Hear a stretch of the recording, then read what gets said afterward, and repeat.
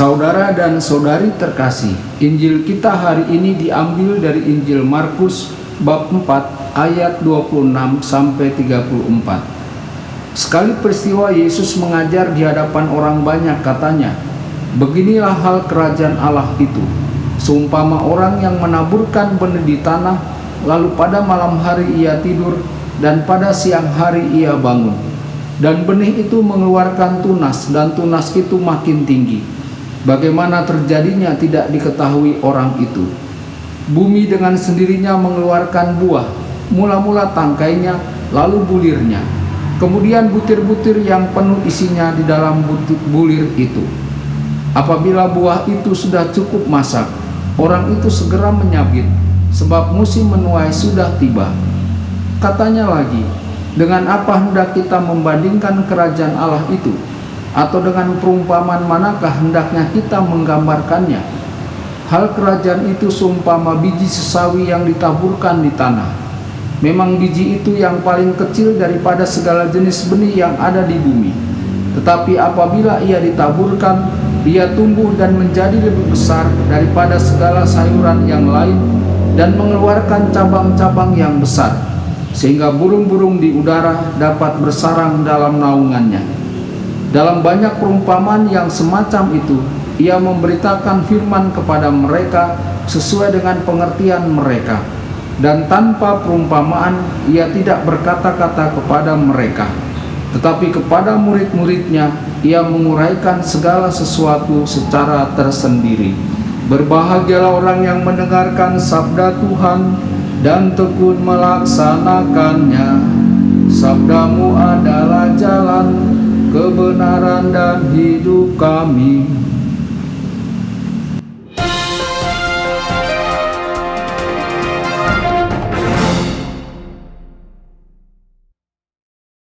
Saudara dan saudari terkasih dimanapun Anda berada, jumpa lagi dengan saya Romo Tedens dalam saluran Warta Kabar Sukacita. Semoga Anda semua tetap dalam keadaan sehat dan bahagia. Saudara dan saudari, Injil kita pada hari Minggu ini diambil dari Injil Markus bab 4 ayat 26 sampai 34. Kasih karunia yang tak terlihat. Saudara-saudari, dalam perumpamaan tentang benih yang tumbuh secara tersembunyi, benih itu adalah firman Tuhan. Seperti beberapa ayat sebelumnya dalam perumpamaan tentang penabur. Ketika benih firman Tuhan ditaburkan di dalam hati yang mampu menerima dan menerimanya, benih itu tumbuh dengan sendirinya.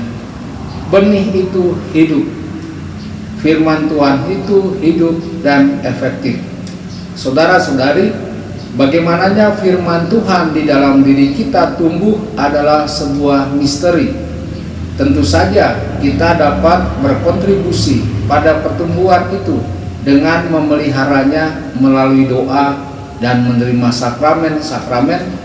Tetapi di sini Yesus menekankan kasih karunia Allah yang bekerja jauh di dalam diri kita dan itu tidak terlihat. Saudara-saudari, Tuhan dapat menggunakan hal-hal terkecil dan menumbuhkannya menjadi sesuatu yang spektakuler.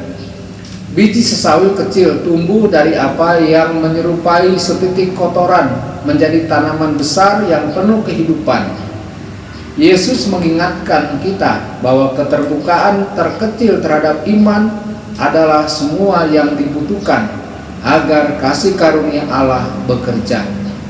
Apa yang dulunya merupakan benih kecil firman Tuhan yang ditanam di hati yang terbuka, seiring waktu dapat tumbuh menjadi iman yang kaya, penuh dengan kebajikan dan kehidupan. Saudara dan saudari terkasih, benih dalam kedua perumpamaan ini tumbuh untuk menghasilkan kehidupan. Biji-bijian yang matang untuk dipanen, dan burung-burung yang tinggal di cabang-cabang tanaman sesawi. Kerajaan Allah penuh dengan kehidupan. Menerima benih yang merupakan firman Tuhan adalah awal dari kehidupan yang berbuah. Secara tersembunyi, jauh di lubuk hati kita yang baik, firman Tuhan tumbuh dan mulai mengubah hidup kita. Kita bertumbuh dalam kebajikan dan kita menghasilkan buah dalam karya kasih bagi Tuhan dan sesama.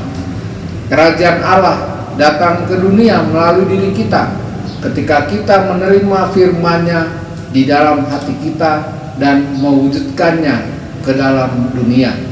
Saudara-saudari, semoga melalui firman Tuhan hari ini diri kita selalu terbuka akan sabdanya. Tuhan Yesus memberkati dan menyertai Anda semua. Sabda Allah adalah kebenaran. Sabda Allah adalah kehidupan.